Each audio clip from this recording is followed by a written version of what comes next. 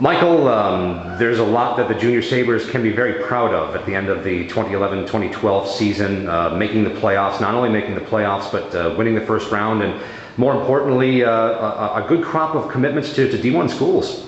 Yeah, I mean, that's our goal, is to get these kids moved on to D1 schools and to have a handful of kids make those commitments this year. Obviously, is a proud moment for our organization, and to see us, not just win the first round, but sweep the Hamilton team in the first round. They played great, and you get into the second round, and everybody was disappointed. You want to go as far as you can, but that's the first time a lot of these guys have seen a 7-game series, so it's a great learning experience. We're a young team. Next year will be a little bit more mature come that situation, and hopefully improve upon it. 3 players have committed to NCAA Division I schools beginning in 2013. One of which, Andrew Podorowski, has already had a taste of the USHL. He was briefly loaned to Cedar Rapids at the end of the season.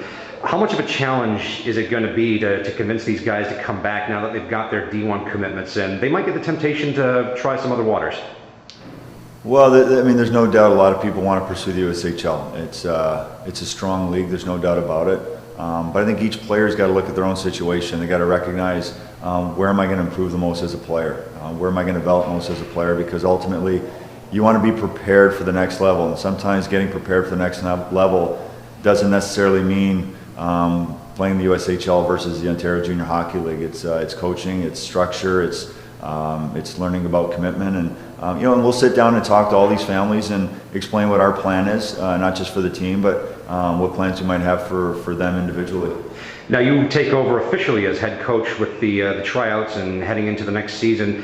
From your observations in your first year with the team as a general manager and an assistant, tell me what you observed and tell me what visions you have as you now take the coaching reins officially. Well, I think our strengths definitely this year was in net and up front. I think we had a tremendous amount of skilled forwards, some character guys. I think Parker Gahagan was outstanding. I think he's one of the top 5 goaltenders in the league for sure. So we're excited about getting him back. But I think the one thing we want to build on is our blue line. I think we had a lot of the same defensemen last year. We didn't have that one guy that can quarterback a power play, settle things down in critical situations, make smart offensive plays, and so we want to get some consistency there. So our goal is to find some defensemen that are going to come in and help us and augment what we got coming back from last year. And up front, I think everybody's going to be a year older.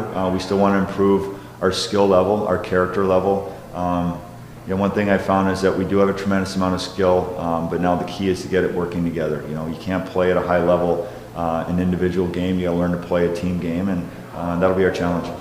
Certainly there's going to be a lot of interest in trying out for the Junior Sabres. Quite frankly, the prospect of having a Sabres alumnus and former Sabres captain as the head coach. Tell me about the work you guys have cut out for you, looking through what could potentially be a huge crop of candidates. Yeah, it's always a good problem to have. I think we'll have plenty of spots to fill for next year, I think, and there'll be a lot of guys competing for those spots, including guys coming back from last year. So our goal, and will always be our goal, is to continue to get better as a team, as an organization, and compete for the RBC Cup in Canada, and continue to move players on to Division I schools, and that's our pursuit. So we want kids that are committed and driven to accomplish those goals themselves, and in turn that'll help everybody. The OJHL provides a lot of advantages to the Buffalo Junior Sabres as a franchise. A lot of college scouts will stay here rather than have to drive the few extra hours to some of the Canadian cities. And more importantly for the players, they can be back home and in their beds the same night after road games, which is important for their academics.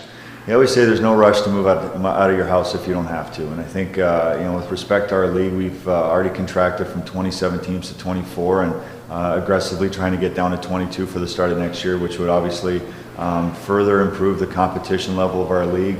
It'll have us playing a lot more of the stronger teams in the league, the St. Michael's teams, the Trentons, the other teams in Toronto area. So, and that in turn will only improve the visibility of our players and the exposure they can get. One of those franchises that has now contracted is Brampton, so immediately the division rivalries become even tougher. Absolutely. I think we had one of the stronger divisions in the Ontario Junior Hockey League last year with Georgetown and Oakville. It was very, very competitive, and Had it not been for some early to mid-season injuries, we were right there with those two teams and competing with them each and every game. So we're looking forward to getting back in form next year. One last question. It's your opportunity to sell the Buffalo Junior Sabres to a prospective player. Tell the player and their families why they want to seriously consider trying out.